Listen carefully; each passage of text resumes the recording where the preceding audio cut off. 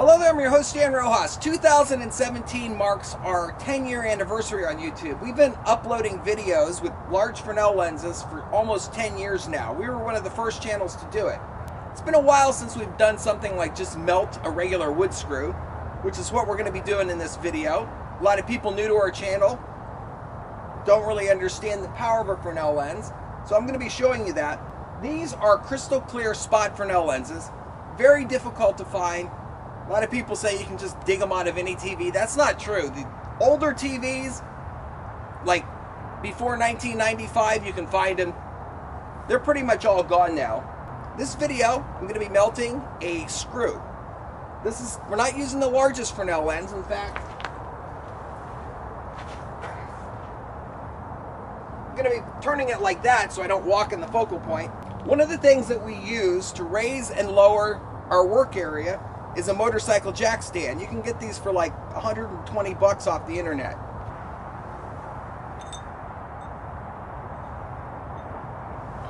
What the jack stand does, it allows me to raise and lower it as needed, so I can get it in the exact focal point. See how it instantly shattered that glass? This is a piece of steel here, big block. If you go through some of our older videos, we explain a lot of this in detail. So one of the easiest ways to line a Fresnel lens up with the sun is to make sure that the legs are in a direct line with the shadows. I've seen people do some really intricate setups. You don't really need to do that. Just if the shadows are cast right where the legs are, you're good to go.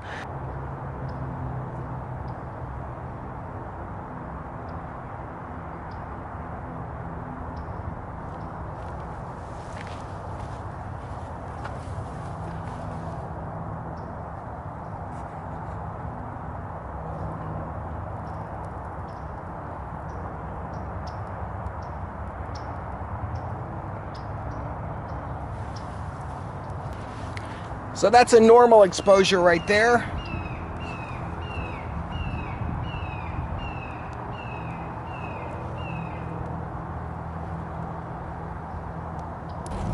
I'm going to carefully add a second screw.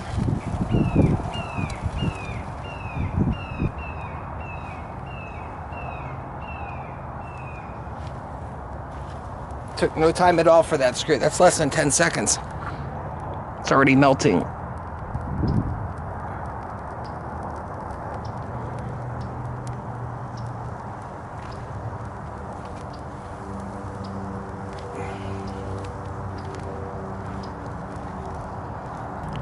So what I've done is added a piece of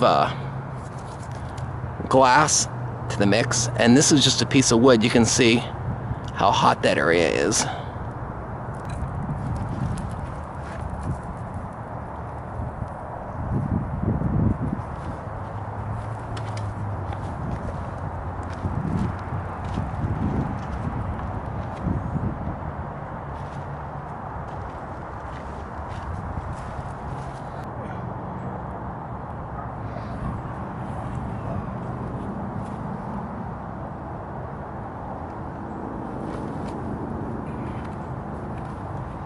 So our third screw is melting nicely into that mix.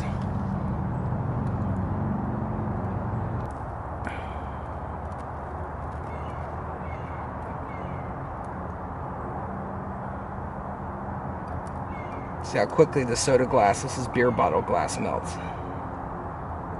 Just goes right in there. Usually a big piece shatters.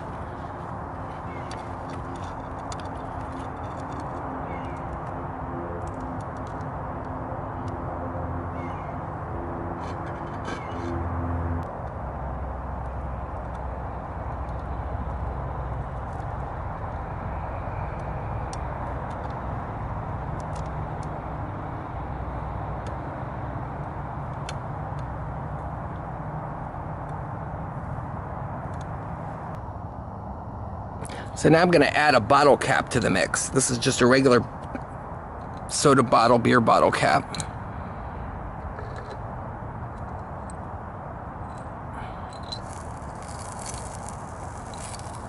Ooh.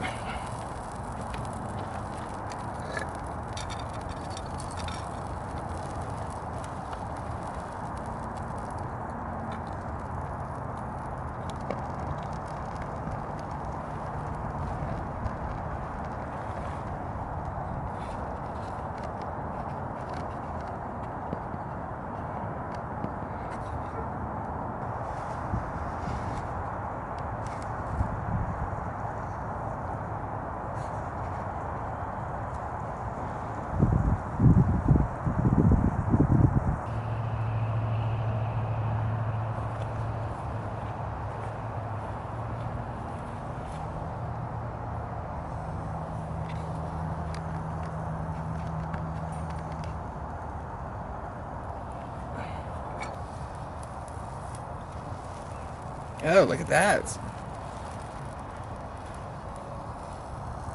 Little sparks coming out of there. So when that happens, you're exceeding 3,000 degrees Fahrenheit. What happens is these lenses have the ability to continually dump power into your target, and the only thing that works against you is losing the heat. So in theory, you could get one of these up to 6,000-7,000 degrees Fahrenheit, because you don't have a limitation like you do with, say, like an electric furnace that has a maximum temperature. But things don't work that way because we're losing heat dramatically. If we had an infrared camera, you'd see all the heat that we're losing. I've worked with crucibles, but the problem is these destroy crucibles like they're toys. They just heat treat them, do whatever you want. They just they literally disappear. It's got to do with the way that they insulate, so they can go way past their temperature. So if you were to just stare at this with your naked eye, or how most people do it, this is what you'd see. So when I shut the lens off, you can see what we're dealing with. Should see a nice deep glow. And with glass and stuff, you don't really want to let it cool that fast. So we're going to bring this back in, let the heat build up, and we're going to anneal it. I'll show you where these jack stands are good. So I'm going to work a large piece of glass in. This will probably break right away, so eye protection on. Ooh, that's bright. Good Lord, that's bright. Ow, and that's hot. Fuck.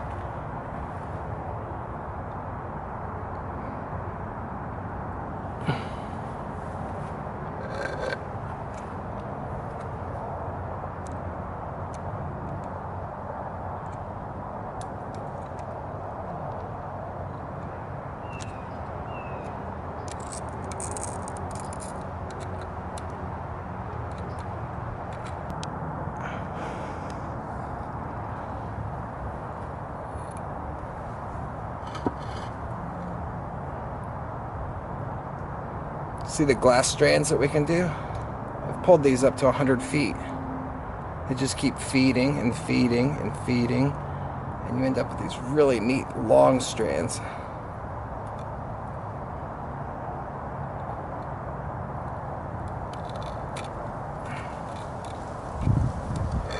So whenever the wind comes too, I'll move something to try to block it. Wind is your enemy.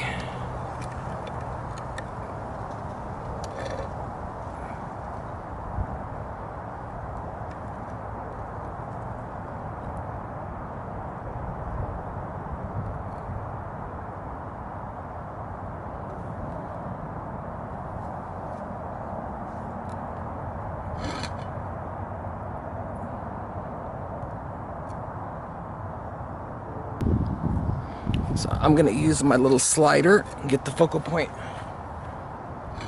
where it needs to be. I'm going to see if I can't get another screw added to the top of that.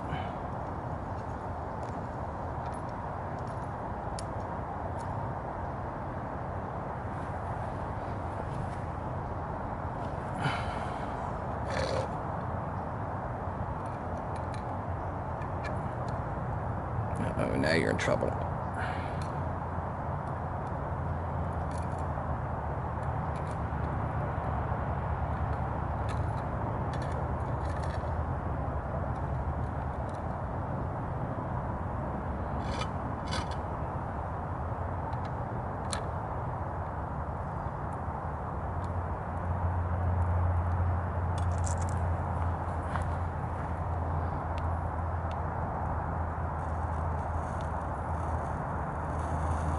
There we go, that's good. So that's exceeding 3,000 degrees because the metal's actually burning away.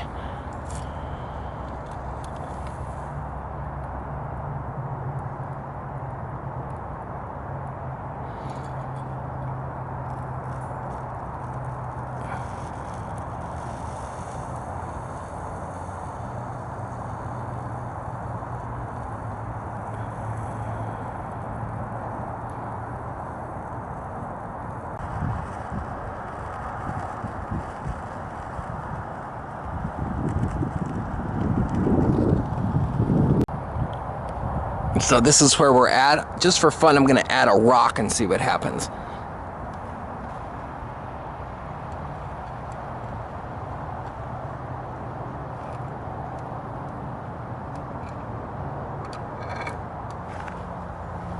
So that's just a regular piece of granite.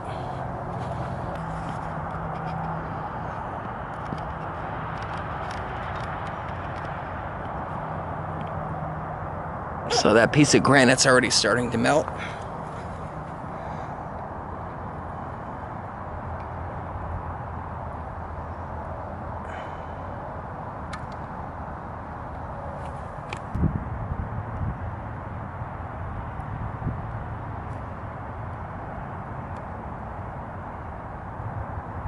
So I'm not sure if that move made it on camera. But the reason that I put it up on a steel block like this is that now we can lower the jack stand a little bit and widen the focal point, or raise it up. It doesn't really, I'll raise it up. Be prettier that way. So we widen the focal point and it covers our target, but it also covers part of that steel block. And the block, that block won't melt because it's got too much mass. So I could melt one of these with 3 or 4 lenses arrayed together, but it would be tricky. If I were to just pull this out from the focal point, the glass in there would just shatter because you got so much going on too. It's probably gonna break anyways. Steel and glass don't really mix well together.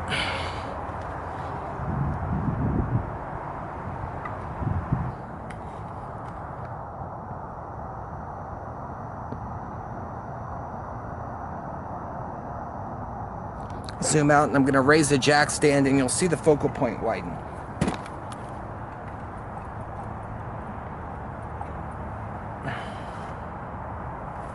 So now it's covering, should be covering most of the project. And this causes the temperature, looks brighter. This causes the temperature to slowly drop.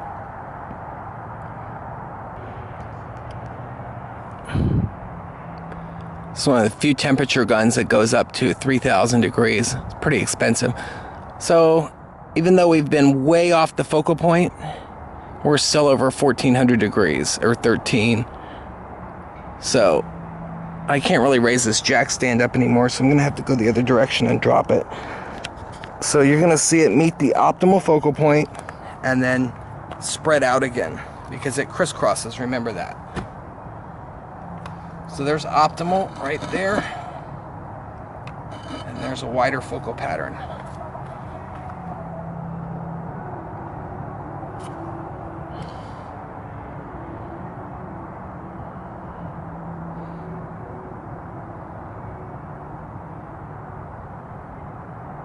So we're 12, so we're gonna leave it there for a little bit, and then the way that I do the annealing process, which works most of the time, I don't know, with glass and steel mixed together and whatever the hell else that was in there.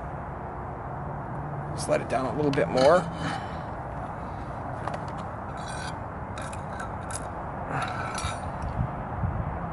And our steel, this hunk of steel down here is 640 degrees Fahrenheit. So that's a big mass of steel. That thing will stay hot for, I've picked it up 30 minutes afterwards and burned myself.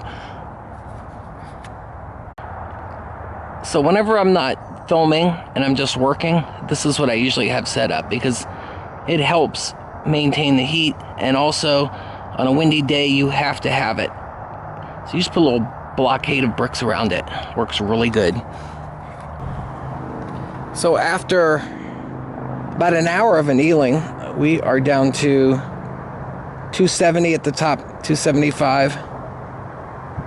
So once you get it below 200, about the boiling point of water, you're in a safe zone. So I put a blockade up to protect it. And the more stable temperature. So once it stabilizes temperature or starts creeping up a little bit, Just give it a little drop, just a touch. You don't want to go too fast. So you find an area. I don't want to burn my gun, that's the only problem. So you find an area, lock it in.